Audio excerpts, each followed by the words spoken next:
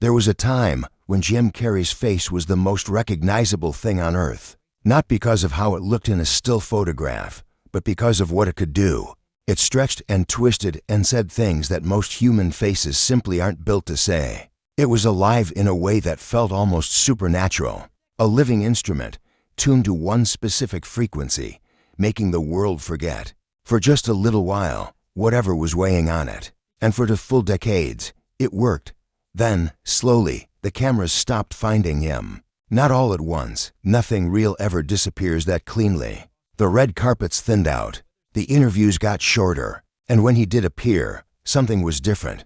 The face that had been so unmistakably his looked altered, changed in ways that were hard to articulate, but impossible to ignore. The beard was heavy, long. The eyes carried something unfamiliar, a stillness where there used to be spark. He moved through rooms like a man who had finally set down a weight he'd been carrying for 30 years and wasn't yet sure what to do with the silence that followed. People noticed. Of course they noticed. The internet did what it always does, filled the gap with concern and commentary and the particular brand of amateur analysis that forms quickly round anyone famous who stops performing their expected version of themselves. But Jim Carrey didn't explain. No posts, no clarifications, no carefully worded statements from a publicist. He simply let the silence sit there, unhurried, like he had finally learned how to be patient with it. And then, finally, he spoke, in his own words, in his own time, about what had actually been happening, about what the new look meant, about where he had gone during those quiet years and what, exactly, he had found there. What he said was not what most people were prepared to hear. And once you understand it, once the full shape of it comes into focus, the silence that came before it stops being mysterious. It starts to feel like the only honest response to everything that preceded it. To understand any of what came later, you have to go back to the beginning. Not the Hollywood beginning, the real one. Jim Carrey grew up poor in a way that doesn't photograph well and doesn't make for comfortable storytelling. Not the romanticized version of poverty that turns hardship into backdrop and struggle into character-building montage. The real kind. The grinding, humiliating, no clear end in sight kind. The kind where a family of 5 ends up living out of a Volkswagen camper van, parked wherever they can find a spot. The parents trying to hold things together with whatever they have left, and the children absorbing the kind of information about the world's instability that children are not supposed to carry. His father, Percy Carrey, had been a musician with real talent and real dreams. He set them aside to do the responsible thing, took a job as an accountant, tried to build something stable. It wasn't enough. The layoffs came, as they do, without warning and without apology. The family's fragile structure collapsed. Jim was in his early teens when they lost the house. He started working 8-hour factory shifts after school. Not for spending money, but to help the family survive. The exhaustion of that period, and the shame buried inside it, never fully left him. He has returned to it in interviews across decades, not as a wound to display, but as the thing that explains everything else. What pulled him out was something he discovered almost by accident. He could make people laugh, and he understood immediately what that meant. Laughter is a currency. It earns you something from people that most other things can't buy: warmth, inclusion, the sense that you belong in a room that wasn't necessarily built for you. He performed at the dinner table. He performed at school. He performed at Yuck Yuck's Comedy Club in Toronto at 15 years old, walked out in front of a real audience for the first time, and bombed completely. He learned what failure feels like in public, and he filed it away and came back. He moved to Los Angeles. He drove up to Mulholland Drive in a battered old car and sat in the dark, looking out over the city lights, and wrote himself a check for $10 million. He dated it Thanksgiving 1995 and wrote in the memo line, "For services rendered." It sounds like the act of a dreamer who doesn't quite grasp how the world works. What it actually was the act of a man who understood exactly how the world worked and had decided to refuse its terms. The check was a declaration, a promise made to himself in front of the city that was going to have to make good on it. And then he went out and made it real. In living color, Ace Ventura, The Mask, Dumb and Dumber, all of it arriving in a concentrated burst that felt almost impossible. A career igniting so fast and so bright that even the people who watched it happen weren't entirely sure what they were seeing. The check he'd written himself, he deposited it shortly after his father died, a son cashing in on a promise he'd made to himself. With the man he made it for no longer there to see it. It is one of the quieter, more devastating details in this whole story. And it matters, because everything that came after, the withdrawal, the silence, the changed face, the long strange disappearance, only makes sense when you understand the weight of what was being carried underneath all of it. At his peak, Jim Carrey occupied a kind of cultural space that is genuinely difficult to describe to anyone who didn't experience it in real time. The word untouchable gets used carelessly about famous people, but in his case it had actual texture to it. $20 million a film, at a moment when that number was still capable of making people stop mid-conversation. But the money was almost beside the point. The real measure was how completely he had taken over the collective imagination of an era. He was quoted in every school hallway, imitated at every party, referenced in conversations by people who had never once thought about what it cost to be him. And yet, even then, even at the absolute center of all of it, something was running underneath that didn't quite match the surface. People who paid close attention to his interviews noticed it. He would be sitting across from some talk show host, fresh off another box office record, and he would say something that landed slightly sideways, something too honest for the occasion. He talked about the strange grief of finishing a film, the identity crash that came from spending months being someone else, and then being asked to simply stop. He talked about reaching goals he had worked his entire life toward, and finding them smaller than expected. Not bitter about it, just honest in a way that felt oddly out of place for someone who was supposed to be celebrating. The Truman Show arrived in 1998, and it felt like a signal, though most people didn't read it that way at the time. He played a man who wakes up to the realization that his entire life has been a performance, a constructed world built entirely for the benefit of an audience he never knew existed. The role required him to be still, vulnerable in a way that none of his comedy had ever asked of him. He spoke in interviews about how personally the material resonated, about the uncomfortable connection between performing for the world and not knowing, once the performance was over, who you actually were. Man on the Moon followed not long after. He played Andy Kaufman, the comedian who made the line between persona and person so blurry that even the people closest to him could never be entirely sure which one they were talking to. Carrey dissolved into the role in a way that people on set described as consuming and, at times, genuinely alarming. He stayed in character for months. He lost himself inside it in ways he would not fully describe until years later, when a documentary called Jim and Andy finally gave him the space to be honest about how disorienting that experience had actually been, how close he came to not finding his way back. From the outside, none of this was visible. From the outside, it still looked like triumph, awards, reviews, the machinery of fame running at full speed. What was moving underneath it, in the parts of Jim Carrey that never showed up on a press junket, was something that would take years more to fully reach the surface. Jim Carrey has talked about depression for a long time, not dramatically, not as confession, in the matter-of-fact tone of someone who has lived alongside something long enough to stop being afraid of naming it. He has described it as a kind of companion, not chosen, not welcome, but familiar, something that arrived early in his life and never found a permanent exit. During the years of maximum success, he managed it through work, the relentless forward motion of preparing for a role, inhabiting it, finishing it, preparing for the next one. That structure kept the emptiness at a functional distance. As long as there was a next version of himself to build and perform, the underlying questions stayed quiet. The wheels kept turning. The gap between who he was and who he was performing stayed narrow enough to step across. Then Catriona White died. She was a young Irish makeup artist, someone Carrey had been close to, on and off, across several years. In September 2015, she died by suicide. She was 30 years old. The loss landed in the middle of a period when Carrey had already begun, quietly and without announcement, to pull back from the pace he had kept for decades. According to reports, at the time and in the years that followed, her death deepened something that was already deepening. It settled into him in ways that the people around him could see. In the aftermath, her family filed a wrongful death lawsuit against Carrey. The allegations attracted widespread media coverage, the kind that is merciless and relentless and does not pause to consider what it costs the people caught inside it.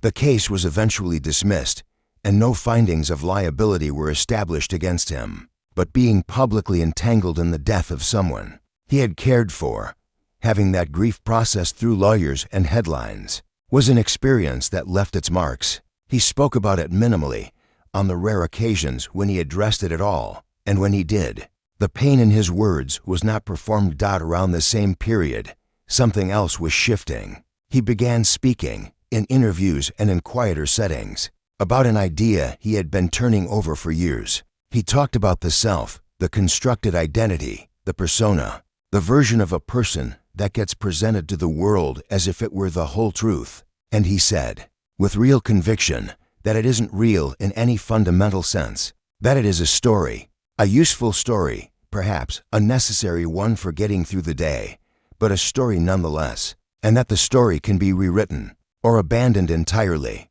He was working, he said, toward the second option. Most people didn't know what to do with this. It made some uncomfortable.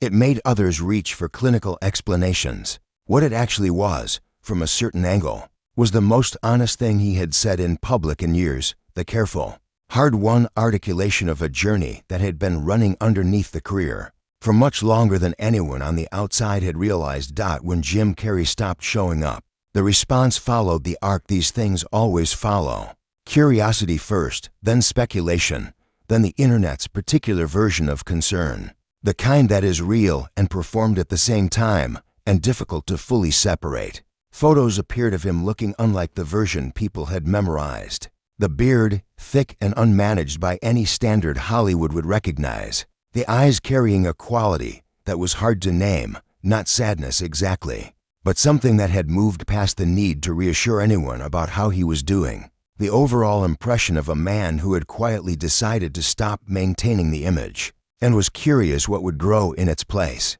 There was an interview at a fashion event in New York that became, for a while, a kind of cultural flashpoint. He was asked about the celebrities around him, about brand and presence, and the whole architecture of public life that events like that one are built to sustain. His answers didn't fit the occasion. He talked about persona as performance, about the strange, hollow theater of celebrity, about none of what surrounded him feeling real in any way that mattered. The interviewer's face went uncertain. The clip spread quickly, interpreted in every possible direction, as breakdown, as provocation, as cry for help, as something between genius and instability that people couldn't quite categorize. What it actually was, according to Carrey's own later account, was a genuine attempt, poorly placed, perhaps, in a venue that had no container for it, to say something he had arrived at through real thought. He had been reading, sitting with long philosophical questions about identity and ego and the distance between who a person truly is and who they perform themselves to be in a world that rewards performance with everything it has to offer. The conclusions he was reaching didn't fit in a 2-minute red carpet exchange, but they were his conclusions, arrived at with intellectual seriousness, not handed to him by a crisis he was struggling to hide. He turned to painting with a new and serious intensity.